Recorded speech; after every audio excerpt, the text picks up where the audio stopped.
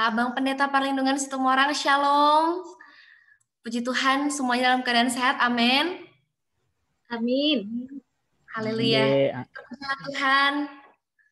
Selamat datang di ibadah Paskah UKM KMK UMI pada tanggal 8 April hari ini dengan tema, ada yang tahu nggak dari kakak abang temanya hari ini apa?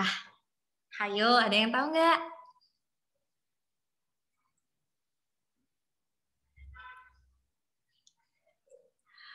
Oke ya, aku kasih tahu temanya hari ini, itu terpesona dan terpaku padanya. Padanya pada siapa? Bukan pada pacar, pada Tuhan tentunya. Karena apa? Karena Tuhan 2000 tahun yang lalu sudah rela mati dan disalibkan untuk kita semua. Dia yang mulia, yang suci kudus, rela meninggalkan tahtanya hanya untuk menebus dosa kita. Tentu kita pasti terpaku dong, karena apa? Belum tentu pacar kita yang suka sama kita mau disalibkan, ataupun mau berkorban nyawa untuk kita. Belum tentu kan? Puji Tuhan, biarlah semakin hari kita semakin jatuh cinta kepada Tuhan untuk semua pengorbanan yang sudah Tuhan berikan. Selamat melayani juga untuk Abang Perlindungan Situmorang yang akan membawakan firman Tuhan hari ini. Selamat melayani Bang, semoga pengurapan yang daripada Tuhan melingkupi Abang dan bisa menyampaikan firman kepada kami, menjadi berkat buat kami dan kemuliaan buat Tuhan. Amin, amin deh, amin. Terima kasih. Amin. Kita akan mulai ibadah kita pada hari ini dengan saat teduh dan doa pembuka yang akan dibawakan oleh saya sendiri.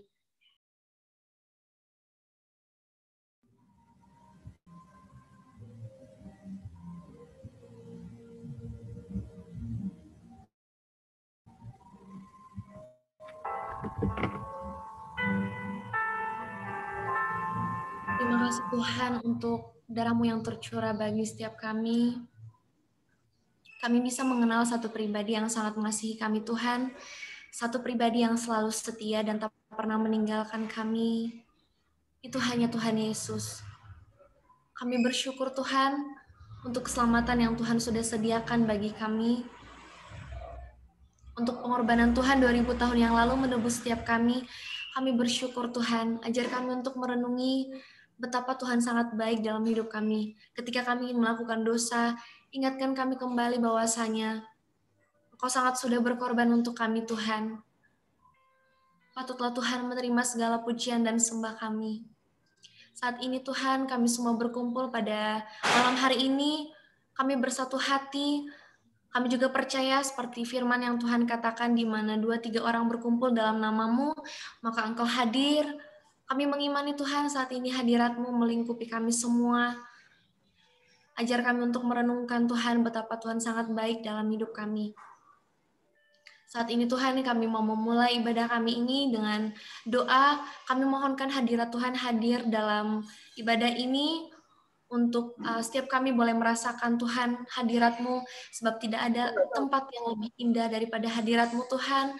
Biar setiap yang sakit boleh disembuhkan, yang terikat boleh dibebaskan, yang sedang berbeban berat Tuhan boleh pulihkan, dan juga Tuhan merdekakan oleh darah-Mu. Terima kasih Tuhan. Berkati ibadah ini mulai dari awal sampai pada akhirnya. Berkati Abang Pendeta Perlindungan, beri pengurapan. Berkati setiap apapun yang akan dikatakan oleh hamba-Mu ini. Pakai hamba-Mu lebih luar biasa Tuhan. Berkati juga setiap kakak abang yang datang pada malam hari ini. Walaupun kami dari via Zoom, tapi kami percaya tidak mengurangi hadirat Tuhan dalam hati kami. Terima kasih Tuhan, kami akan mulai ibadah ini. Di dalam nama Tuhan Yesus kami berdoa. Haleluya. Amin. Puji nama Tuhan. Kita akan naikkan satu pujian untuk Tuhan sebagai ungkapan syukur kita, sebagai luapan dari hati kita, mengungkapkan betapa pengorbanan Tuhan sempurna dalam menyelamatkan kita. Biar kita menaikkan pujian ini, kita naikkan sembah kita untuk Tuhan, kita naikkan pujian pengorbanan-Mu sempurna.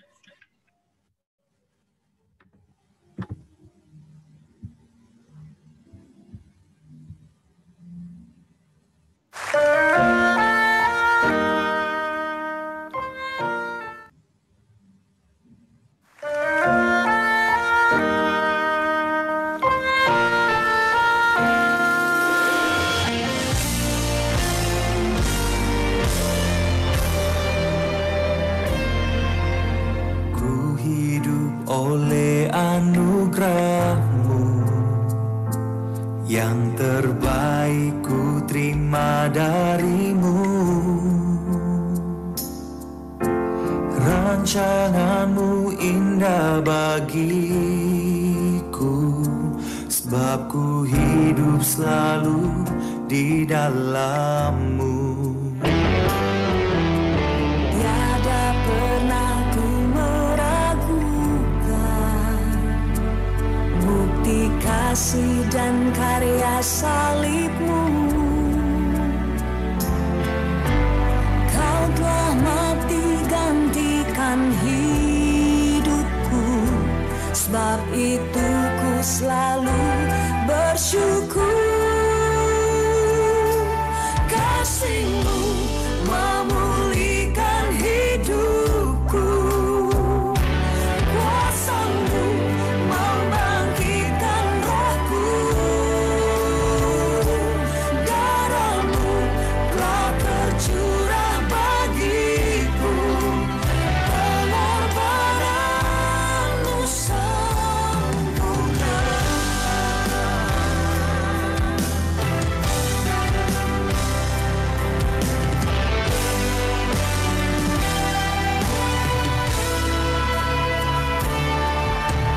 Ku hidup oleh anugerah-Mu, yang terbaik ku terima dari-Mu. Rancangan-Mu indah bagiku, sebab ku hidup selalu di dalam-Mu. Tiada pernah ku meragukan bukti kasih dan karya salib-Mu. Kau telah mati gantikan hidupku, sebab itu ku selalu bersyukur. Kasih-Mu memulihkan hidupku, kuasa-Mu membangkitkan rohku. Darah-Mu telah tercurah bagiku, pengorbanan-Mu sempurna.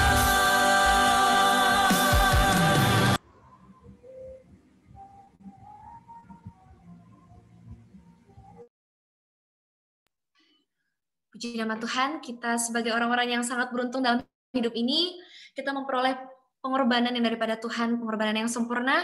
Tidak ada satupun pribadi yang begitu mengasihi kita selain Tuhan Yesus, yang rela berkorban, mengaruniakan darahnya bagi kita, darahnya yang suci kudus, hanya untuk menyelamatkan kita. Terpujilah Tuhan kekal selamanya.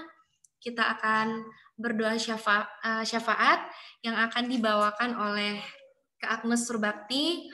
Kepada Kak Agnes Surbakti, waktu dan tempat kami persilahkan Kak untuk membawa dalam doa syafaat.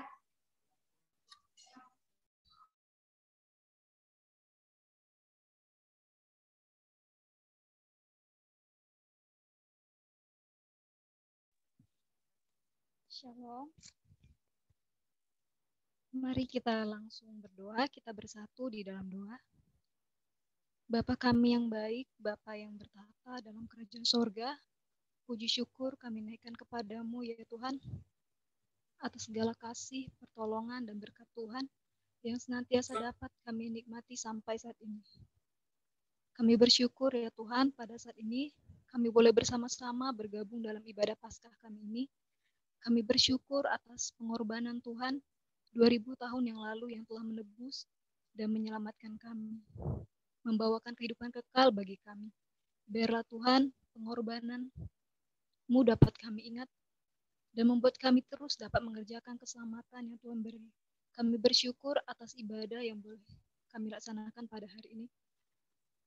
Kami bersyukur untuk semua kami yang boleh bergabung sampai saat ini. Kami juga bersyukur ya Tuhan untuk semua anak-anak-Mu yang akan mengambil bagian dalam pelayanan ini. Kiranya Tuhan yang memberkati dan mengurapi.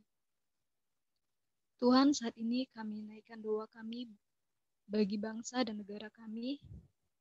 Kiranya kasih dan rahmat Tuhan ada atas negeri kami. Kami berdoa untuk Presiden dan Wakil Presiden kami, Bapak Jokowi dan Bapak Maruf Amin. Kiranya Tuhan berikan hikmat kebijaksanaan kepada mereka dalam memimpin negeri kami ini. Kami juga berdoa ya Tuhan untuk para menteri yang membantu tugas-tugas Presiden. Kiranya Tuhan memberikan hikmat dan kebijaksanaan atas mereka.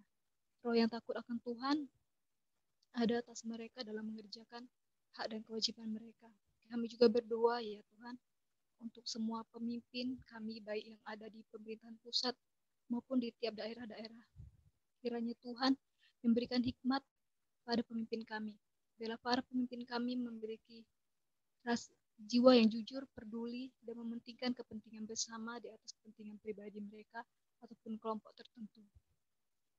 Kami juga berdoa ya Tuhan untuk masalah pergumulan yang masih sedang dihadapi bangsa kami, yaitu wabah virus corona. Kiranya Tuhan yang boleh memulihkan negeri kami, biar lewat vaksin yang sudah ditemukan dapat menjadi jalan untuk memutuskan rantai penyebaran virus corona ini ya Tuhan.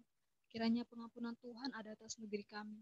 Kami juga berdoa ya Tuhan untuk saudara-saudara kami yang ada di NTT yang telah mengalami musibah banjir bandang.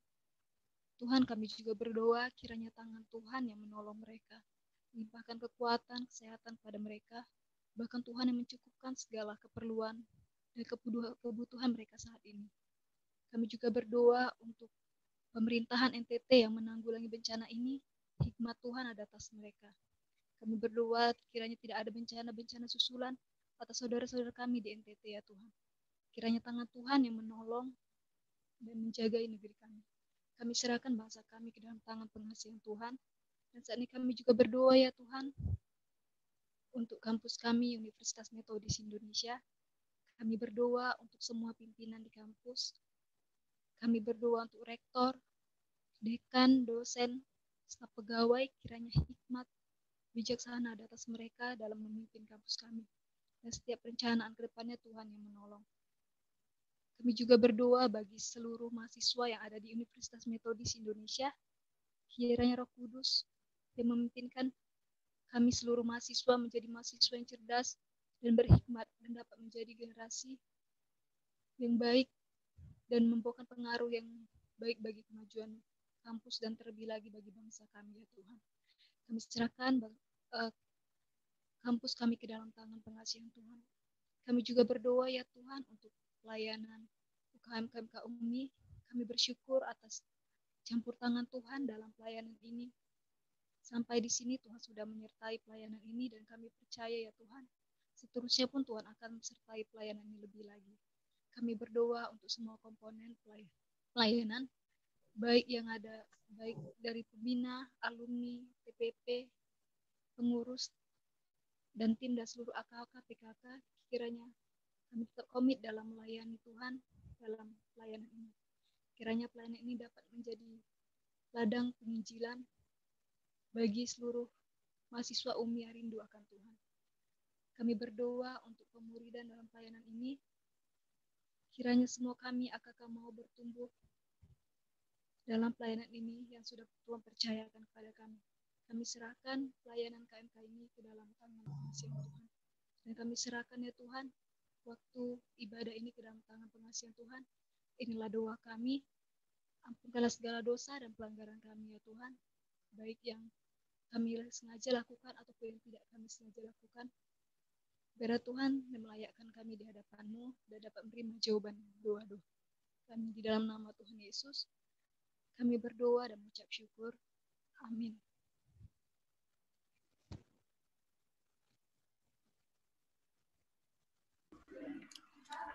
Terima kasih untuk Kak Agnes Surbakti yang sudah membawakan kita dalam doa syafaat.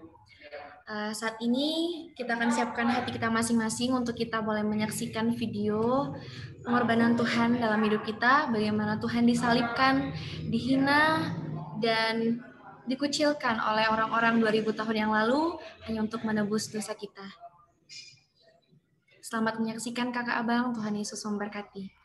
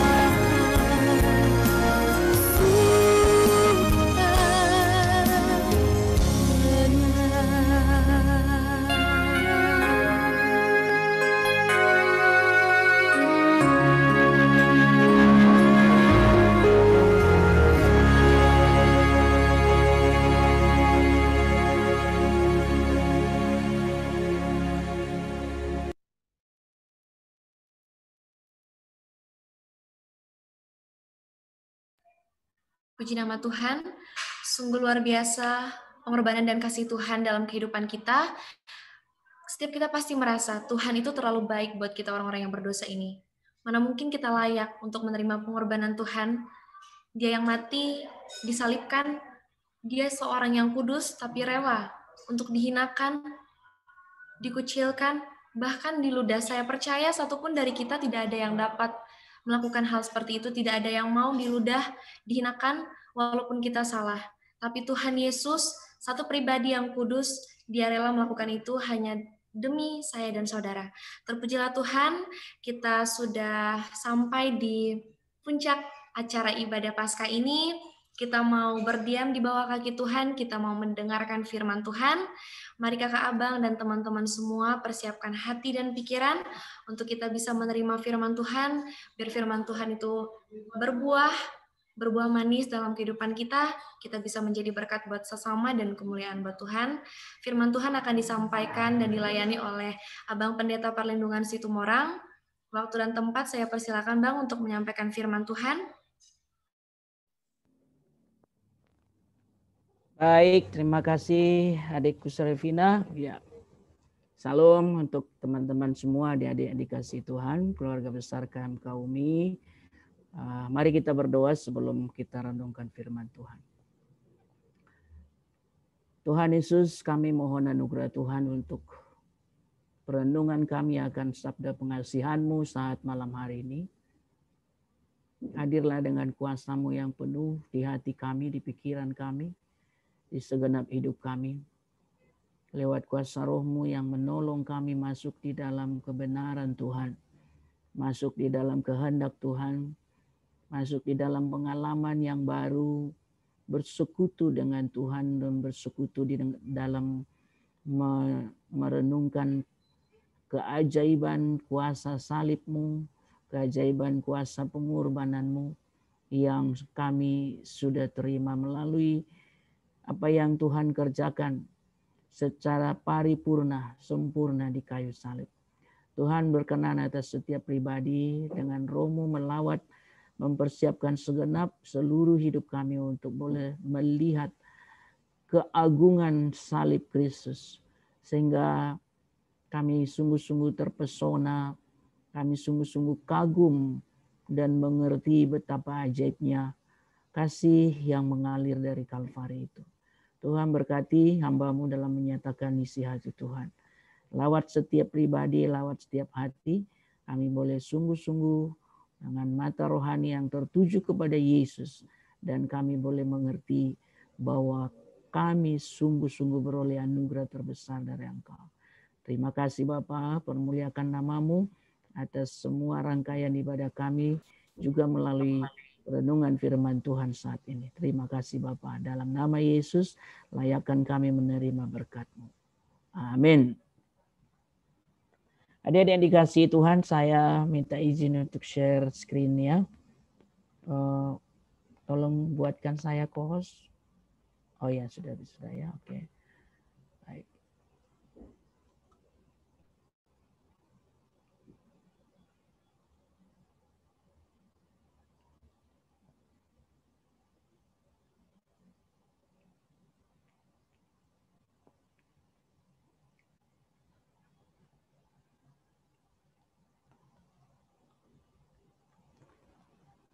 Baik, adik-adik yang dikasihi Tuhan, mari kita membaca Alkitab kita dari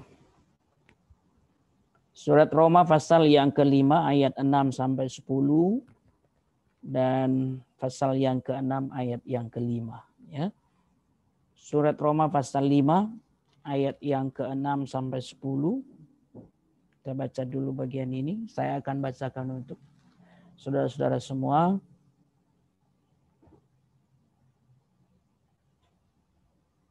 Roma 5 ayat 6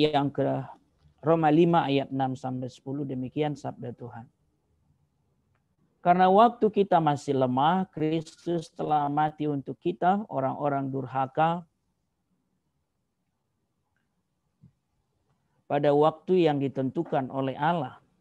Sebab tidak mudah seorang mau mati untuk orang yang benar, tetapi mungkin untuk orang yang baik ada orang yang berani mati. Tetapi Allah menunjukkan kasih-Nya kepada kita oleh karena Kristus telah mati untuk kita ketika kita masih berdosa. Lebih-lebih karena kita sekarang telah dibenarkan oleh darah-Nya, kita pasti akan diselamatkan dari murka Allah. Sebab jikalau kita ketika masih seteru diperdamaikan dengan Allah oleh kematian anaknya, lebih-lebih kita yang sekarang telah diperdamaikan pasti akan diselamatkan oleh hidupnya. Dan bukan hanya itu saja, kita malah bermegah dalam Allah oleh Yesus Kristus Tuhan kita, sebab oleh Dia kita telah menerima pendamaian itu. Kemudian pasal 6 ayat 5, satu ayat lagi saya akan bacakan. Sebab jika kita telah menjadi satu dengan apa yang sama dengan kematiannya, kita juga akan menjadi satu dengan apa yang sama dengan kebangkitannya. Ya. Adik-adikku yang dikasihi Tuhan, ini kedua kalinya kita merayakan Paskah dengan kondisi pandemi, ya. Kita percaya sebagai anak-anak Tuhan kita bisa diberi hikmat oleh Tuhan untuk menyesuaikan segala kondisi untuk kita tidak kehilangan sukacita dan kehilangan makna atas perayaan Paskah seperti ini. Tuhan kita adalah Tuhan yang maha hadir, ya. Tuhan yang punya kuasa bisa melawat setiap hati dimanapun kita berada. Omnipresent dalam situasi dan kondisi dan dimanapun kita berada, ketika satu dua dengan hati yang sungguh-sungguh rindu datang kepada Tuhan, Dia melawat kita. Dan Dia siap memberkati kita sore malam ini. Amin. Adik-adik yang dikasihi Tuhan Yesus, saya konfirmasi dulu ya, apakah screen saya sudah dilihat? Serafina, sudah dilihat? Sudah kelihatan? Bang. Sudah? Sudah Bang, sudah terlihat Bang. Oke. Sorry. Baik. Beberapa pertanyaan yang Abang ajukan kepada kita. Mengapa Yesus harus mati? Bukankah Dia Tuhan yang berkuasa? Pertanyaan ini yang terus menjadi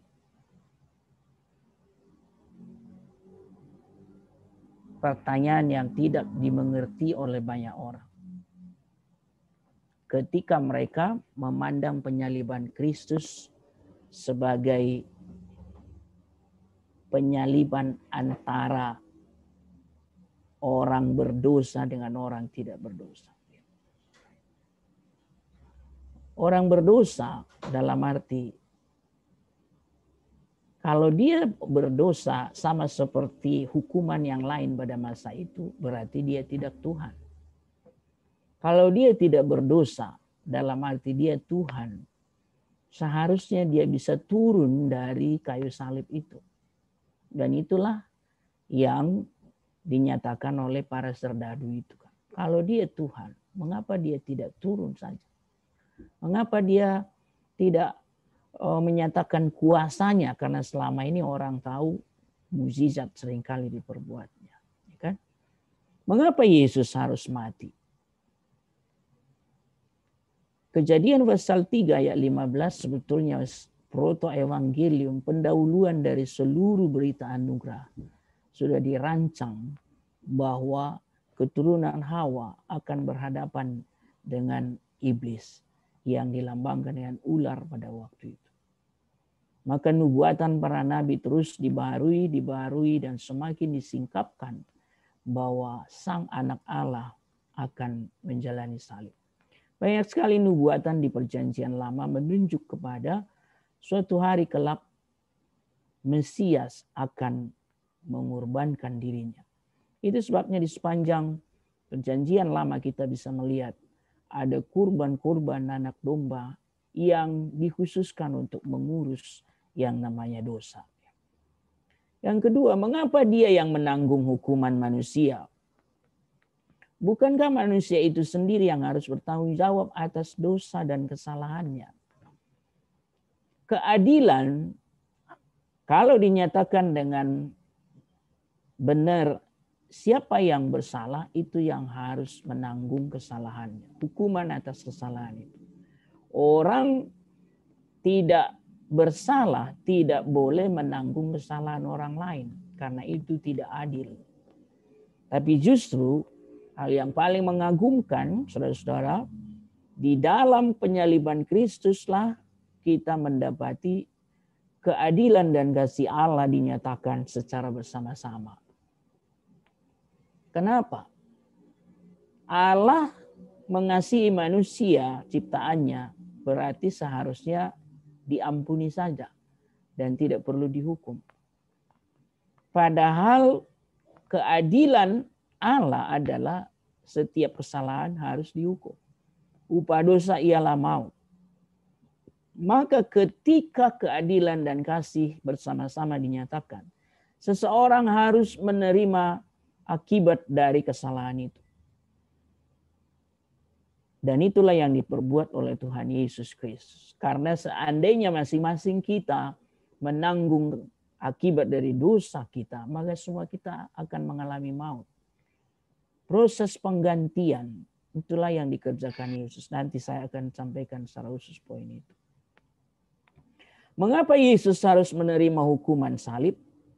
Bukankah hukuman salib adalah hukuman yang paling hina dan hanya diperuntukkan bagi penjahat ekstraordinari? Penjahat yang paling jahat pada waktu itu. Dan Pax Romawi, peraturan kekaisaran Roma, hukuman saliblah hukuman yang paling hina. Tapi hukuman salib tidak akan pernah diberikan kepada warga negara Roma. Karena kaisar tidak akan rela warga negaranya dihukum secara hina seperti itu.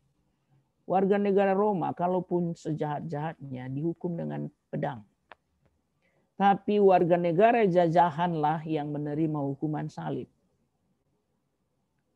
Para budak dan tentu semua orang-orang yang dianggap sampah masyarakat, tapi non-Romawi. Dan itulah yang ditanggungkan kepada Yesus. Hukuman salib adalah hukuman paling hina. Karena memang itu yang harus digenapi oleh Tuhan Yesus. Dari perjanjian lama sudah dinyatakan, orang yang digantung di salib adalah orang yang sangat hina dan terkutuk. Dan nanti saya tunjukkan kepada saudara bahwa Rasul Paulus di kitab surat Galatia menyatakan itu kembali. Terkutuklah orang yang tergantung di kayu salib. Yesus mengambil hukuman yang paling hina. Saya rindu memahami hal seperti ini membuat kita boleh semakin mengagumi apa yang dikerjakan Yesus di kayu salib itu. Maka alasan satu-satunya dia dikasih Tuhan, mengapa Yesus rela tergantung di kayu salib itu adalah ayat ini. Karena begitu besar kasih Allah akan dunia ini, sehingga ia telah mengaruniakan anaknya yang tunggal, supaya setiap orang yang percaya kepadanya tidak binasa, melainkan beroleh hidup yang kekal. Kasih Bapa dinyatakan, dan itu adalah kasih yang terbesar bagi seluruh dunia tanpa kecuali. Pengorbanan anaknya satu-satunya. Bagi kami yang sudah punya anak, mengerti sedikit tentang apa artinya mengorbankan anak. Saya punya anak 3, tapi kalau diminta untuk saya korbankan 1 saja, saya tidak rela. Bagaimana kalau satu-satunya saja anak Allah itu. Dan Allah merancang itu sedemikian. Kalian boleh baca nanti Yesaya pasal 53 ayat 10. Bahwa Tuhan berkehendak meremukkan Yesus Kristus sebagai anaknya. Berkehendak artinya dirancang secara sengaja. Dan Bapalah perancang semua itu. Dilaksanakan dengan sempurna oleh anaknya Yesus. Dan Roh Kuduslah yang membuat pengorbanan Yesus Kristus efektif bagi kita masing-masing. Ketika kita mendengar berita Injil, Roh Kudus mempersiapkan hati kita dan menaruh iman di hati kita sehingga kita mengatakan ya dan amin firman itu. Aku perlu juru selamat. Aku percaya dan menerima dia sebagai Tuhan dan juru selamat. Itulah pekerjaan Roh Kudus. Maka ketika kita adik-adik dikasihi Tuhan sampai ke titik lahir baru, bertobat, diangkat Yesus sebagai anak-anaknya, Tritunggal itu bekerja secara bersama-sama untuk kita. Saya berharap dengan pekerjaan kasih yang luar biasa yang dikerjakan Bapa, Anak, dan Roh Kudus ini di hidup kita, membuat kita mengagumi Tuhan dengan semakin dalam lagi. Derajat kematian Yesus. Mungkin kita berpikir kan ada orang yang disalibkan. Sama seperti Yesus di sepanjang sejarah. Bukit Tengkorak itu adalah tempat yang umum. Yang diketahui halayak ramai. Bahwa di situ sering disalibkan orang. Buktinya pada waktu Yesus disalib juga ada 2 bersamaan dengan dia. Tapi kematian orang-orang lain yang disalib seperti yang di kiri kanan Yesus itu tidak pernah sama dengan kematian Yesus sendiri. 2 orang itu mati karena kesalahannya dan itu wajar, pas bagi mereka. Tapi Yesus sampai ke titik terakhir di hadapan Pilatus. Pilatus sendiri pun sebagai wali negeri di situ tidak mendapati kesalahan pada Yesus. Maka kematian dalam arti umum sebetulnya adalah penarikan diri Tuhan dari berkat-berkat, dari kehidupan dan kebahagiaan manusia.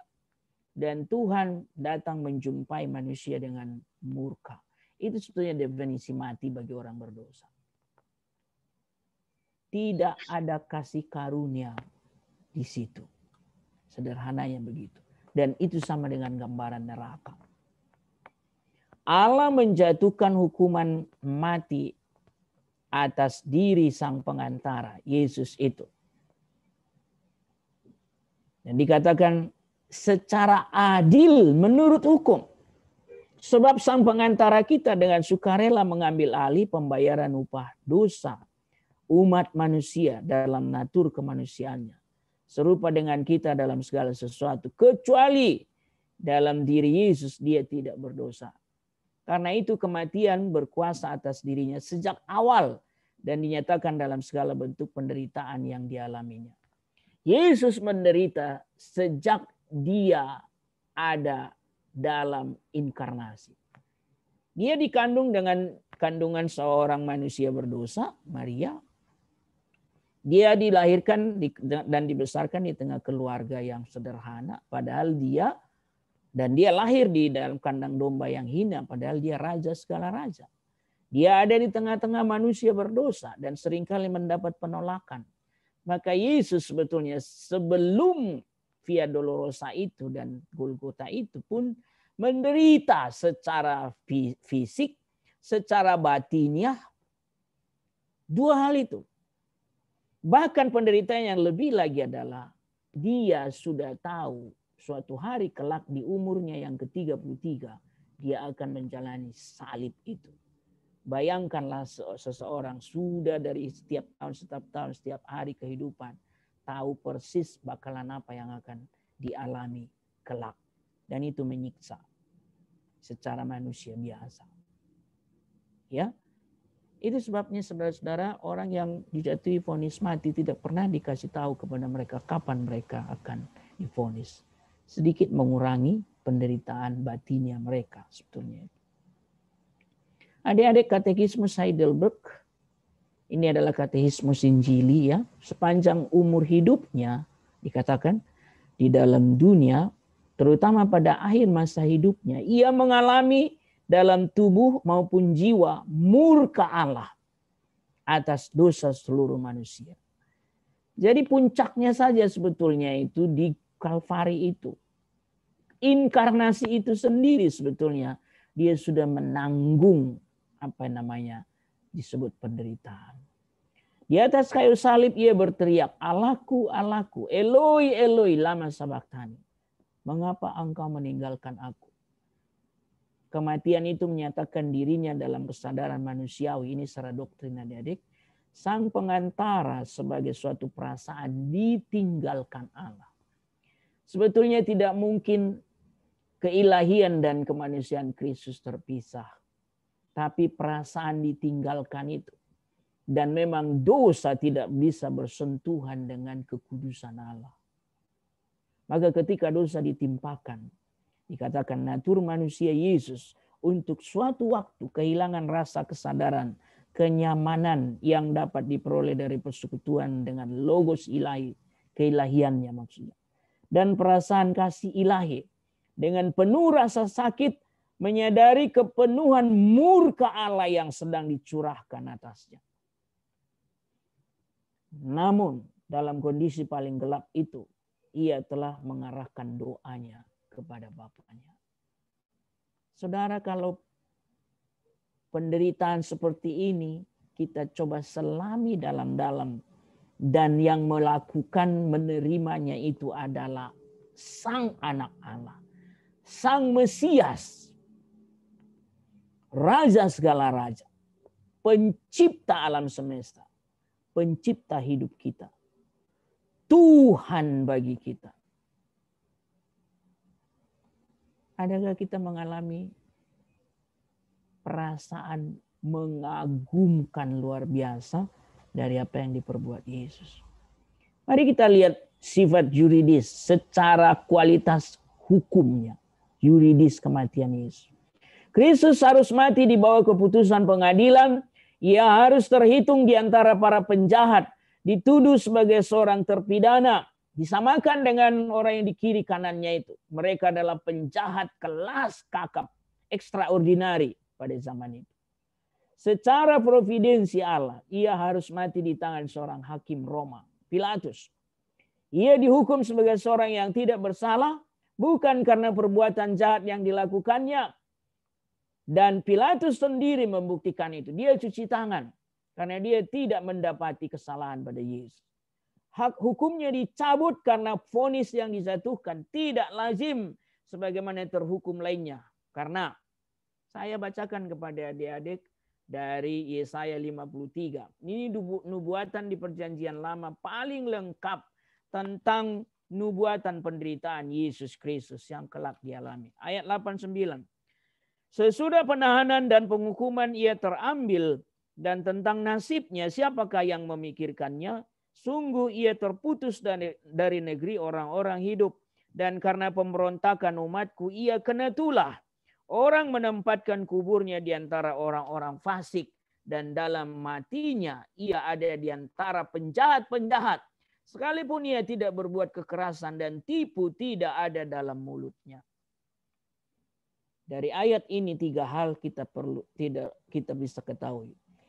Pertama, ia tidak diberi kesempatan untuk membela dirinya.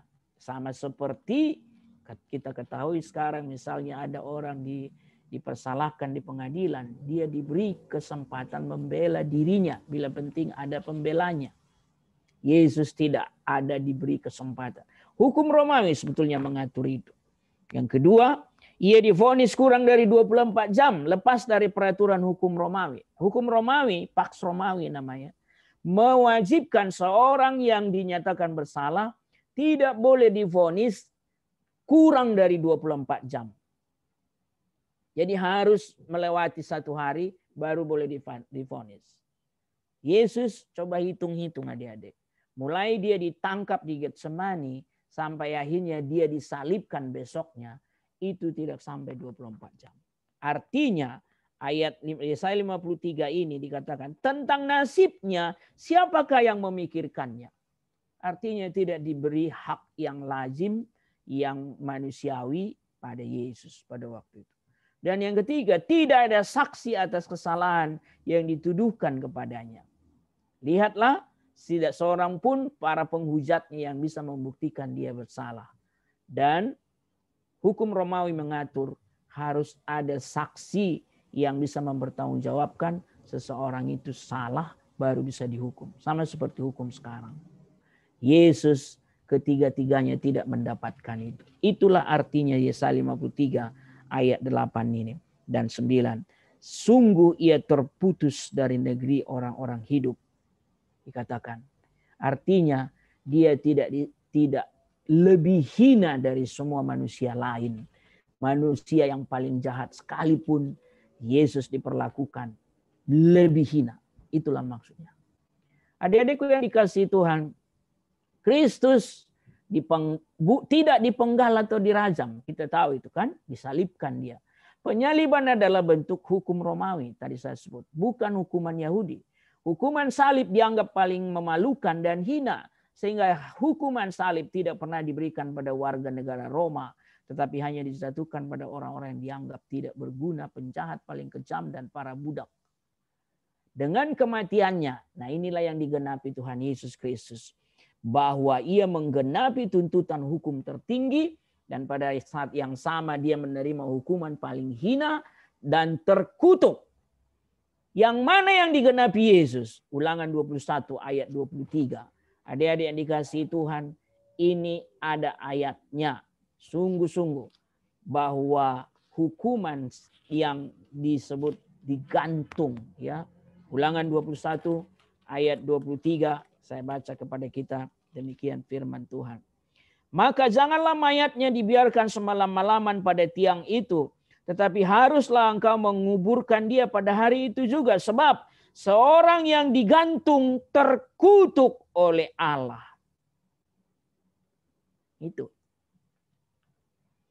Itulah yang digenapi ketika kutuk dosa ditimpakan kepada Yesus. Maka benarlah apa yang dinyatakan oleh Rasul Paulus dalam Galatia pasal 3 ayat 5 ayat 13. Demikian firman Tuhan, dikatakan Kristus telah menebus kita dari kutuk hukum Taurat dengan jalan menjadi kutuk karena kita, sebab ada tertulis, terkutuklah orang yang digantung pada kayu salib. Maka kematian Kristus, adik-adik, mengambil alih kutuk dosa. Saya sampaikan dengan cepat bagaimana kematian Kristus secara teologis membawa manfaat yang luar biasa dalam anugerah terbesar yang kita terima. Satu, Yesus mati di kayu salib, itulah mengganti kita. Kristus disebut substitusi. Kristus sebagai pengganti bagi orang percaya. Seorang sebagai pengganti yang lain. Yesaya 53 itu tadi dikatakan adik-adik bahwa, saya baca ulangi ya, dikatakan ayat yang ke-45. Tetapi sesungguhnya penyakit kita lah yang ditanggungnya dan kesengsaraan kita lah yang dipikulnya. Padahal kita mengira dia kena tulah, dipukul dan ditindas Allah. Tetapi dia tertikam oleh karena pemberontakan kita. Dia diremukkan oleh karena kejahatan kita. Ganjaran yang mendatangkan keselamatan bagi kita ditimpakan kepadanya. Dan oleh bilur-bilurnya kita menjadi sembuh. Itulah berapa kali kata kita di situ. Yesus mengambil alih, mengganti kita. Kita yang seharusnya digantung di kayu salib akibat dosa kita, Yesus mengambil alih. Maka Yesaya 53 itu kan, lihat kata kita banyak sekali. Kita diganti oleh Yesus. 1 Petrus 2 itu juga. Ia sendiri telah memikul dosa kita di dalam tubuhnya di kayu salib. Supaya kita yang telah mati terhadap dosa hidup untuk kebenaran. Oleh bilur-bilurnya kamu telah sembuh. Adik-adik yang kedua, Yesus kematiannya di kayu salib membawa penebusan bagi kita. Kita telah dibeli dan harganya telah lunas dibayar. Seorang budak dibeli di pasar budak rakyat. Dari sana pengertiannya, ya. Kita dibeli dari pasar budak dosa dan membebaskan kita. Ayat-ayatnya lengkap di situ. Nanti saya akan bagikan ini kepada kalian. Akibatnya hubungan kita dengan Allah sebelumnya terpisah dengan Allah, sekarang diperdamaikan dengan Dia. Itu yang tadi dikatakan di Roma pasal yang ke-10, 5 ayat 10 itu. Sebab jika kita ketika masih seteru diperdamaikan dengan Allah oleh kematian anaknya, lebih-lebih kita yang sekarang telah diperdamaikan pasti akan diselamatkan oleh hidup. Ayat 9 dan 10, dua kali kata pasti dibilang di situ adik-adik. Karena Yesus yang mengerjakannya dengan sempurna, bukan kita. Tapi kita menerima dengan iman, maka dikatakan pasti kita diselamatkan. Yesus menebus kita, bayar lunas, dengan darahnya yang tertumpah. 1 Petrus pasal yang pertama ayat 18-19. Sama seperti darah anak domba yang dipersembahkan di perjanjian lama itu. Ya, ini ayat semua ada. Yang ketiga adik-adik, pengampunan. Yesus dari kayu salib itulah melepaskan pengampunan. Kematian Kristus mengakibatkan pengampunan bagi orang berdosa. Allah tidak dapat mengampuni dosa tanpa pembayaran yang seharusnya. Kematian Kristus menyediakan alat yang sah secara hukum. Bahwa Allah telah mengampuni kita dari segala pelanggaran kita. Lihat Kolose 2:13 itu.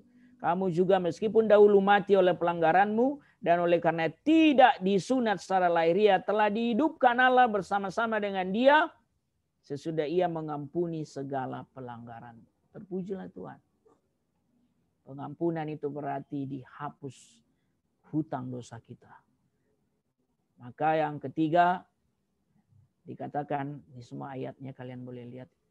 Pendamaian. Yang keempat. Apa artinya?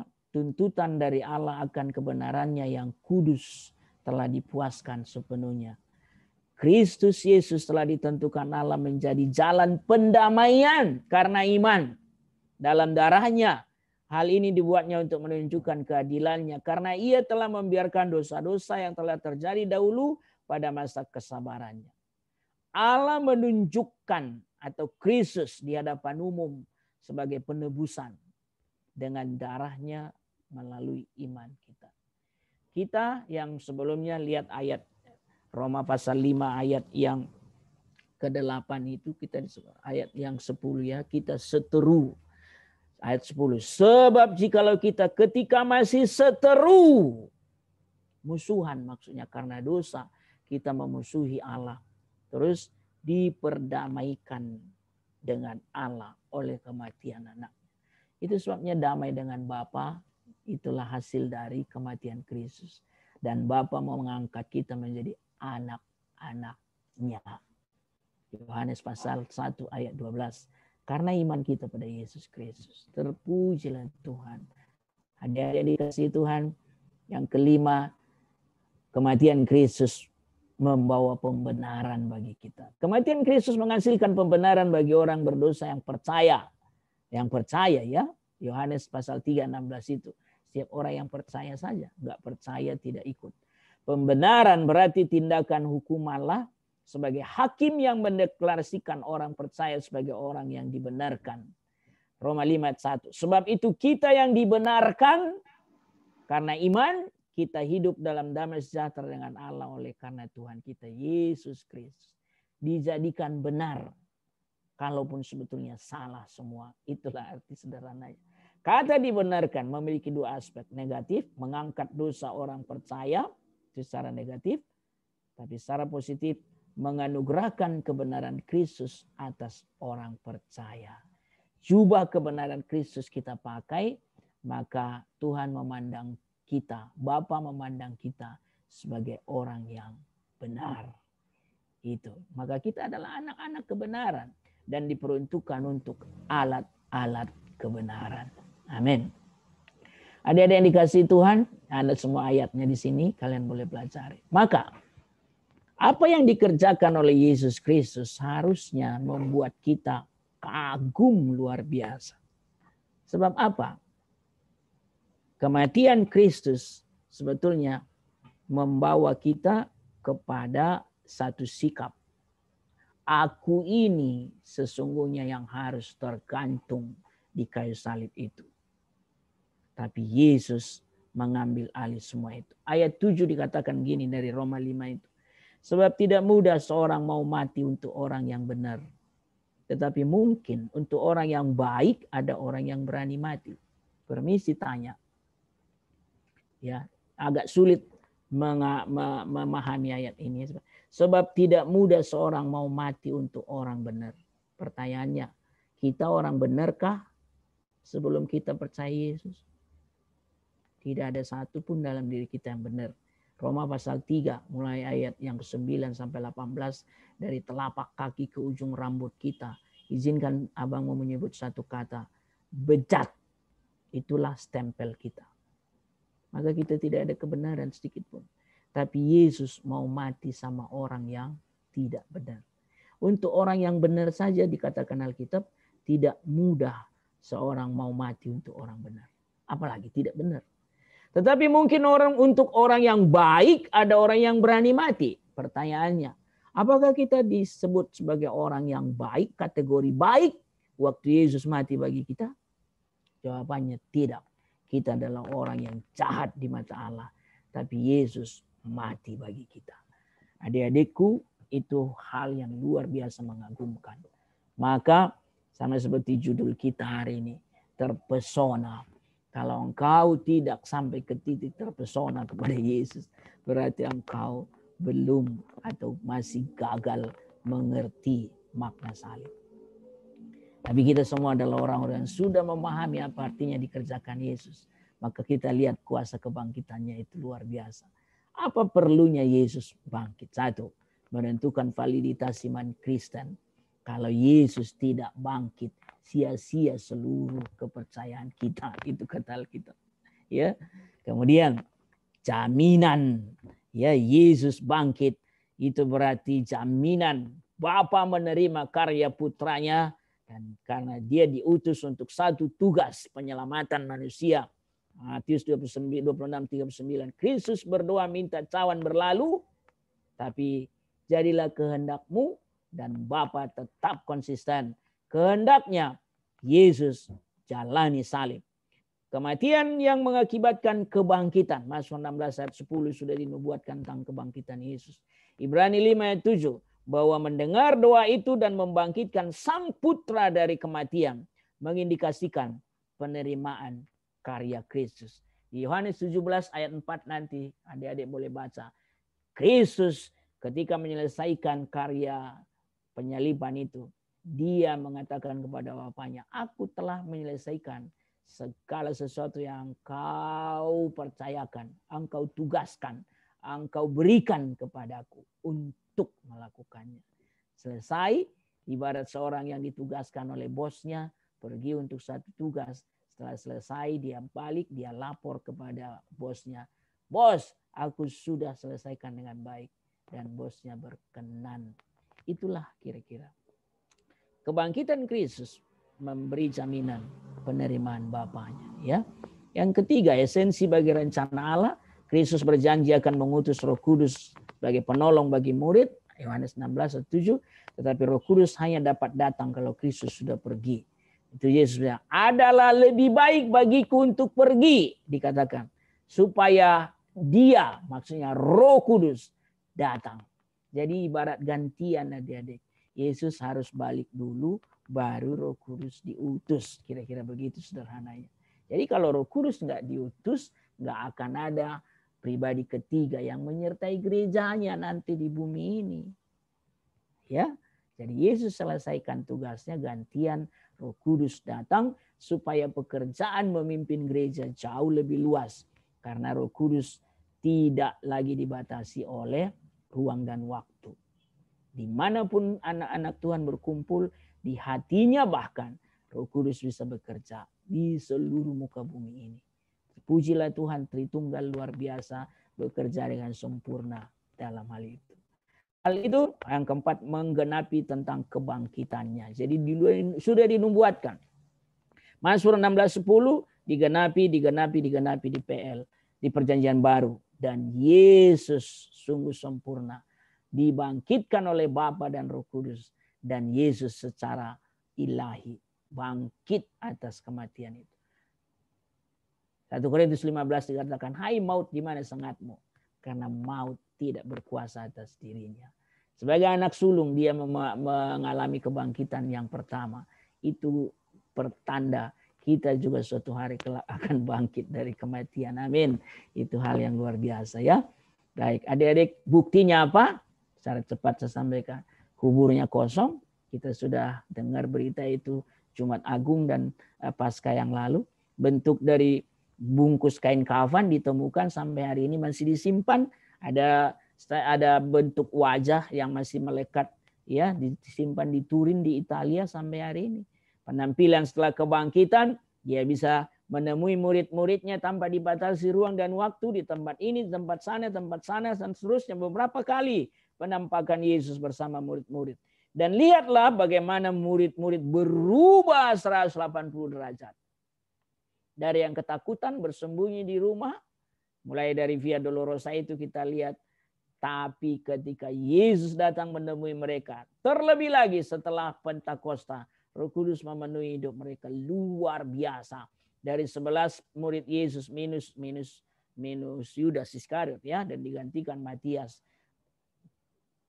Tradisi gereja mencatat 12 plus Matias itu. Semuanya murid Yesus siap fight memberitakan Injil.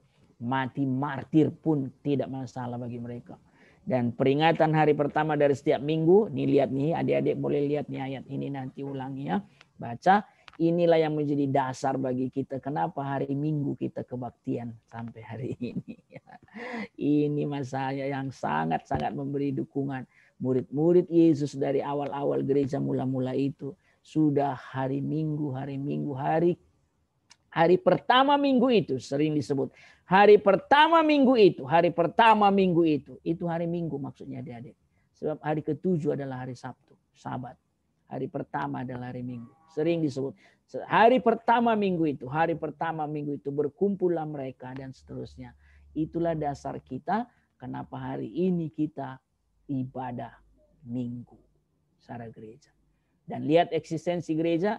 Hari ini didapati di seluruh penjuru muka bumi ini. 1/3 dari penduduk bumi adalah orang yang percaya pada Yesus Kristus. Puji Tuhan. Dan misi gereja masih terus dikerjakan. Kristen adalah salah satu agama yang paling misioner di muka bumi ini. Dan ini mengingatkan kita bahwa gereja tidak boleh padam apinya. Dan kita sebagai orang percaya tidak boleh padam apinya untuk memberitakan Injil. Adik-adik yang dikasihi Tuhan, refleksi bagi kita. Yesus meneriakkan kalimat, Allahku, Allahku, mengapa engkau meninggalkan aku? Supaya selama kita hidup maupun mati, kalimat itu tidak pernah keluar dari mulut kita. Allah tidak pernah meninggalkan kita sejak kita bertobat dan percaya kepada Dia. Dia Allah yang Immanuel. Dia Allah yang masuk langsung ke hidup kita dalam pribadi ketiga Roh Kudus. Di mana Roh Kudus? Di hidup kita, memetraikan kita, masuk dalam hidup kita. Ya, adik-adik baca nanti Yohanes pasal 14 ayat yang ke-17-18. Efesus pasal 1 ayat 13-14. Ketika kita mendengar berita Injil, percaya pada Yesus, dimetraikan oleh Roh Kudus. Pemetraian Roh Kudus itu adalah pertanda Dia masuk dalam hidup kita. Doktrin yang benar, Roh Kudus ada dalam hidup orang-orang percaya. Apakah saudara terpesona dengan pengorbanan dan penderitaan Yesus Kristus yang demikian? Saya berharap ya dan amin. Dan tidak ada pengorbanan yang lebih sempurna yang bisa mengurus dosa kita kecuali yang dikerjakan oleh Yesus. Jika saudara percaya bahwa Yesus mati dan telah bangkit untuk menyelamatkanmu, bertobatlah dan percayalah kepada Yesus sungguh-sungguh. Roma pasal yang ke-10 ayat 9-10 bilang, dengan mulut orang mengaku, dengan hati orang percaya. Adik-adikku, ini harus sungguh-sungguh benar-benar sebagai pengalaman rohani bagi kita. Bukan sekedar ikut-ikutan orang tua. Secara tradisi, secara keturunan kita jadi orang Kristen. Kuliah di sekolah Kristen, di universitas Kristen. Tidak sebentar itu. Kita tidak sekedar ikut-ikutan. Kita adalah orang-orang yang sudah menyerahkan hidup. Mengalami sendiri dan mengerti betul. Memahami dalam-dalam. Apa artinya Yesus mengasihi kita. Ikuti Dia sebagai Allah yang Maha Kasih. Karena Dia akan menguatkanmu melalui firman-Nya, Alkitab, dan Roh Kudus-Nya. Apakah saudara membuat keputusan untuk menerima Yesus Kristus sebagai Tuhan dan Juru Selamat? Mungkin kita sudah melakukan itu. Puji Tuhan. Abangmu tanggal 27 September tahun 89, pas semester 1 kuliah di IKIP Negeri Medan. Saya lakukan itu. Bertobat sungguh-sungguh, saya sungguh mengerti dan sungguh meyakini itulah hari pertobatan, lahir baru. Dan sampai hari ini 31 tahun saya jalani sebagai orang yang sudah diselamatkan Yesus. Terpujilah Tuhan. Maka lihat, hayati dan nikmatilah kebaikan dan keagungan kasih Tuhan bagi dirimu. Fokus kita, apapun yang menjadi tugas kita sebagai mahasiswa, adik-adik, lakukan tanggung jawab mahasiswamu dengan baik-baik, lakukan dengan sungguh-sungguh fokus. Tapi di saat engkau menjadi mahasiswa, di saat itu juga engkau mengerti dan melakukan apa yang terbaik untuk mengagungkan Yesus, menikmati kebaikannya, menyatakan kemuliaannya, melayani Dia, dan seterusnya. Teruslah berjuang dengan mengandalkan kuasa Roh Kudus untuk berani memilih jalan ketaatan. Adik-adikku, tidak mudah untuk menjadi seorang yang taat. Tapi Yesus salah satu dari yang sangat berkepentingan untuk mengurus manusia supaya taat kembali. Karena dulu dimulai dengan pemberontakan. Masuk dalam dosa itu pemberontakan. Maka Yesus kematiannya di kayu salib salah satunya adalah mengurus supaya kita kembali taat. Adik-adikku, ketaatan penting sekali bagi Yesus. Dan untuk itu Dia rela mati. Maka jangan bermain-main dengan dosa lagi. Adik-adik, cek dirimu masing-masing. Orang mungkin kita tidak tahu apa yang kita perbuat. Tapi diri kita, Yesus tahu. Masing-masing dalam kesendirian, ceklah. Di dalam kesendirian pun kita harus tampil taat. Dan setia. Adik-adikku yang setia, waktu akan menguji kesetiaan kita. Saya 31 tahunan yang lalu bertobat dan menyatakan mulai semester 1 ikut melayani di kampus, menyerahkan diri untuk masuk sekolah teologi, yang masuk pelayanan sepenuh waktu sampai hari ini. Belajarlah setia. Adik-adik, sedih sekali rasanya kalau ada misalnya adik PA kita sudah sungguh-sungguh gembalakan dia, ajari, bimbing dia, tapi akhirnya dia meninggalkan Yesus, meninggalkan pelayanan. Sedihnya bukan main kalau hanya ada anggota koordinasi, ada anggota aktivis pelayanan di kampus, meninggalkan pelayanan begitu saja, seperti tidak ada tanggung jawab sama sekali. Sedih rasanya kalau ada pelayan Tuhan, begitu ringannya meninggalkan tugas tanggung jawab. Bahkan yang paling menyedihkan, kalau ada di antara mereka yang dulu menyebut Yesus Tuhan dan Juru Selamat, tapi akhirnya meninggalkan Yesus, membelakangi Yesus, bahkan mungkin menjual Yesus. Adik-adik, setialah sampai akhir. Hidup di dalam Dia bagi kita adalah terpaku padanya. Rasul Paulus 168 kali menyebut di dalam Dia, di dalam Kristus, en Kristus. Kalau engkau ketemu kata itu, di dalam Dia, di dalam Kristus. Mulai dari Roma sampai Filemon, 13 surat Rasul Paulus. 168 kali. Mengertilah kita betapa rindunya Rasul Paulus supaya kita tetap di dalam Kristus. Adik-adikku, biarlah Paskah kali ini sama seperti tema kita, terpesona dan terpaku padanya. Ini hal yang luar biasa. Membuat komitmen yang baru lagi. Tuhan Yesus, tidak ada pribadi yang lain selain Engkau bagiku. Amin. Mari kita berdoa. Tuhan Yesus, di hadapan-Mu dengan penuh kesadaran diri, kami datang. Kami tidak bisa berkata-kata lebih banyak. Ketika kami memandang salib Yesus, salib Tuhan.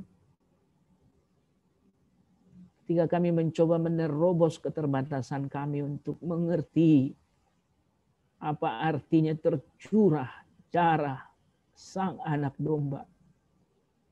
Apa artinya tubuhmu tergantung di kayu salib itu? Izinkan kami hadir di depan salib Yesus. Sama seperti Maria, sama seperti Yohanes dan perempuan-perempuan yang lain. Mereka hadir di depan salib Yesus. Murid-murid yang lain meninggalkan, bahkan tidak peduli dengan Via Dolorosa itu. Tuhan Yesus, kami sudah memahami betapa ajaibnya karya-Mu. Dan kami rindu Tuhan, setiap pribadi kami anak-anak-Mu yang ikut Zoom pada saat ini, ibadah Paskah KMK UMI, sungguh-sungguh mengerti bahwa kami telah ditebus oleh Yesus. Karena dosa kamilah Engkau tergantung di sana. Karena dosa kamilah Engkau rela mati bagi kami. Ampunilah kami dan terimalah kami sebagai anak-anak. Biar selamanya kami terpesona kepada keajaiban salib itu. Terpesona oleh keajaiban kasih dari Kalvari itu. Sehingga hidup kami bukan lagi kami peruntukkan kepada yang lain. Bukan untuk diri kami dan ego kami. Bukan untuk siapapun manusia di dunia ini. Kecuali kepada Tuhan Yesus Kristus. Kepadamu kami datang dan menyerahkan hidup dan masa depan kami. Kepadamu kami terpaku, melekat sedemikian. Di dalam Kristus hidup kami sekarang. Terpuji nama-Mu Tuhan. Peliharalah iman kami sampai kapanpun. Waktu yang Kau anugerahkan kami hidup di dunia ini. Teguhkanlah kesaksian setiap kami. Dan kami mau Tuhan, bahwa hidup ini tidak akan kami sia-siakan. Tapi pakailah kami.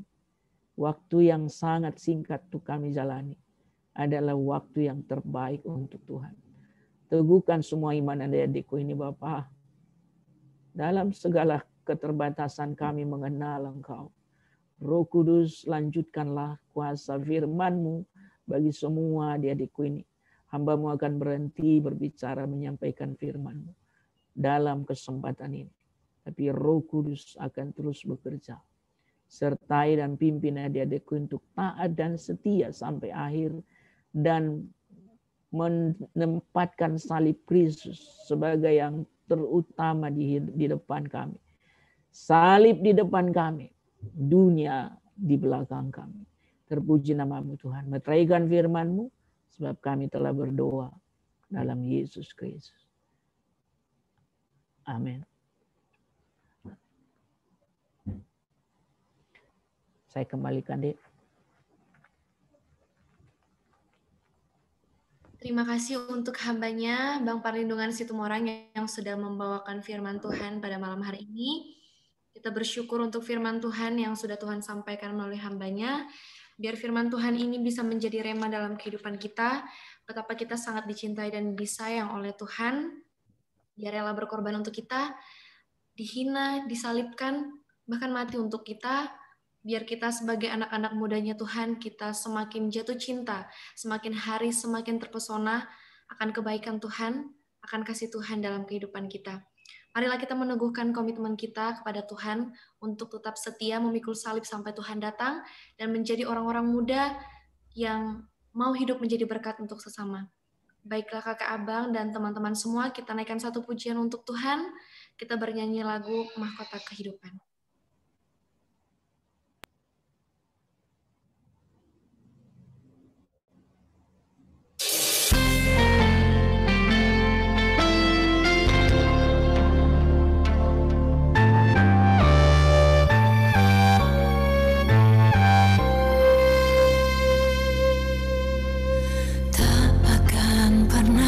Sesali mengiring Yesus sepanjang hidupku, lewati lembah air mata, ku saksikan kemuliaan-Mu dinyatakan.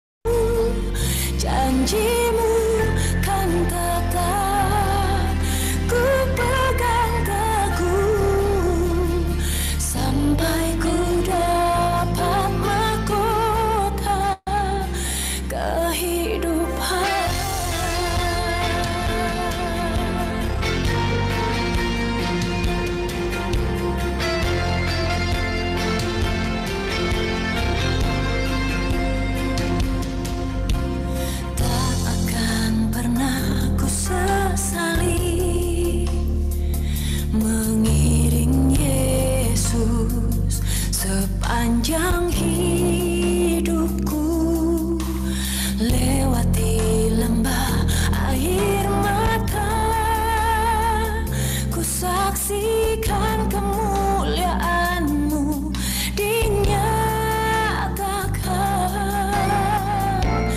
Berapapun harga yang harus ku bayar, ku kan tetap setia melayani, mengasihi-Mu, mengiring-Mu seumur hidupku.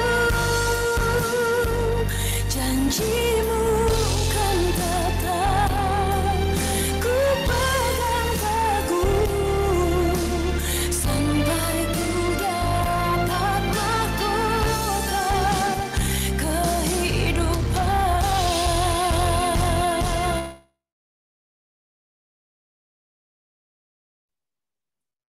Puji nama Tuhan, kita akan menutup acara ibadah Paskah kita pada hari ini. Acara ini akan diakhiri dengan doa penutup dan juga doa berkat yang akan dibawakan oleh Abang Pendeta Perlindungan Situmorang. Waktu dan tempat kami persilakan, Bang. Baik, adik-adik yang dikasihi Tuhan, kita tiba di penghujung dari ibadah Paskah kita. Mari kita berdoa. Bapa, kepadamu kami kembalikan segala hormat, pujian, kemuliaan. Dan kepada anak-Mu Tuhan Yesus Kristus yang sudah sempurna mengerjakan keselamatan bagi kami manusia berdosa di Kalvari itu.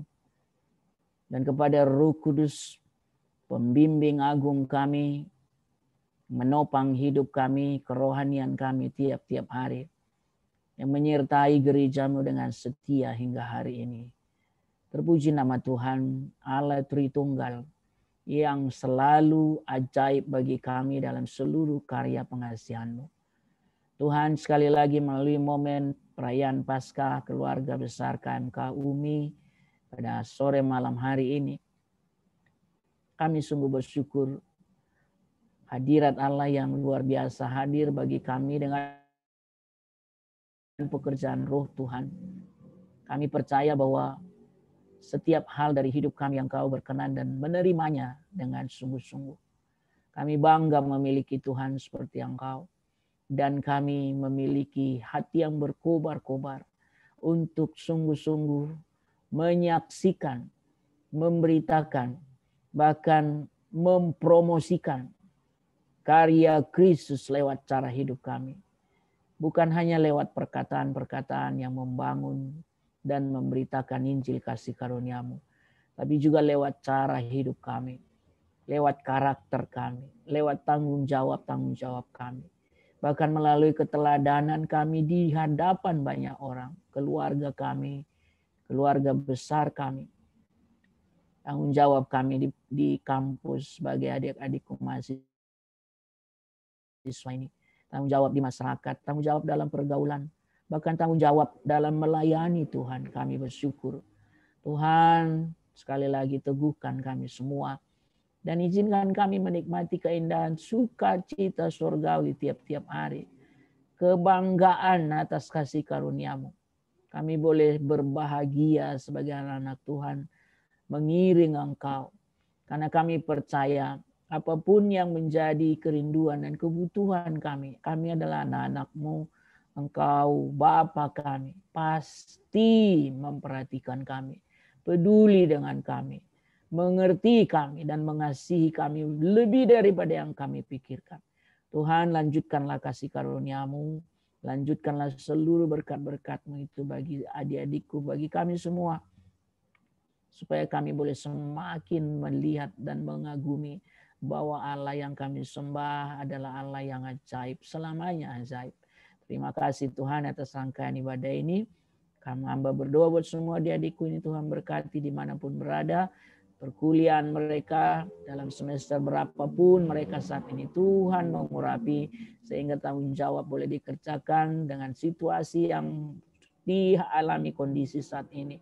Masing-masing mampu menyesuaikan diri dengan hikmat-Mu dan tetap berjuang, fight untuk menyelesaikan bagian-bagian tahap demi tahap dari perkuliahannya.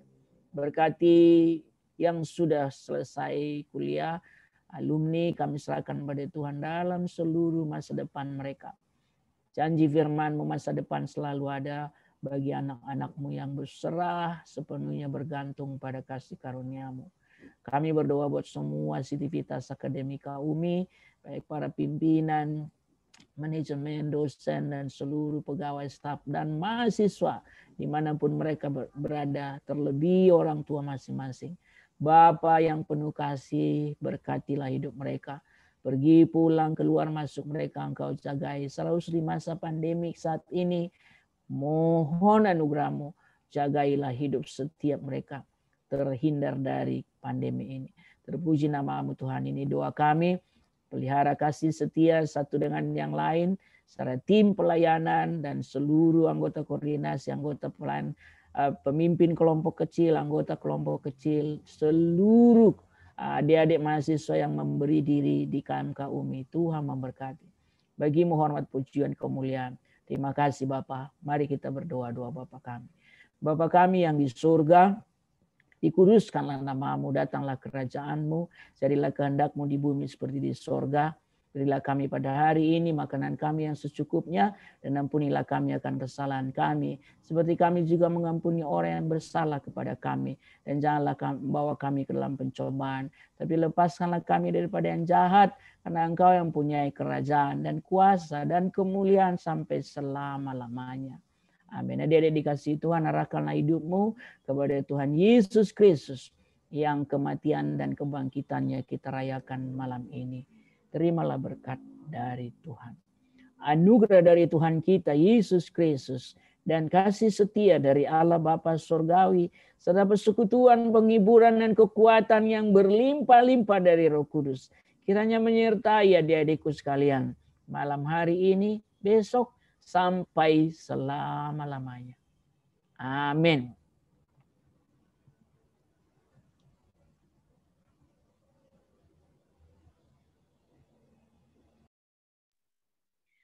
Puji Tuhan, acara ibadah KMK UMI untuk ibadah Paskah pada malam hari ini sudah selesai. Kami ucapkan terima kasih kepada Abang Pendeta Parlindungan Situmorang yang sudah dipakai Tuhan dengan luar biasa untuk menyampaikan firman Tuhan pada malam hari ini. Tuhan memberkati pelayanan Bang, juga keluarga, apapun yang dikerjakan, Tuhan jadikan berhasil beruntung. Amin. Amin. Untuk kakak abang dan semua teman-teman yang hadir pada malam hari ini, kami himbau untuk mengisi kuesioner yang ada di grup WhatsApp KMK UMI, yang ada juga di Instagram KMK, dan juga yang ada di kolom chat Zoom ini ya teman-teman. Mohon diisi. Terima kasih kakak abang. Oh iya, sebelum kita akhiri ibadah ini, kita boleh dong foto bersama. Untuk kakak abang dan teman-teman semua boleh buka kameranya ya, biar kelihatan wajah cantik dan gantengnya.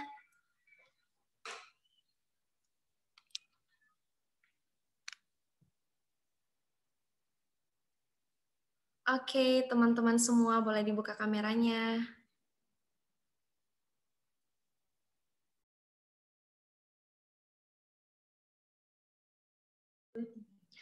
Oke, kita take ya. 1, 2, 3. Sekali lagi. 1, 2, 3. Oke. Terima kasih untuk kakak abang semua. Selamat malam untuk kita semuanya. Tuhan Yesus memberkati. Sudah bisa live ya kakak abang teman-teman.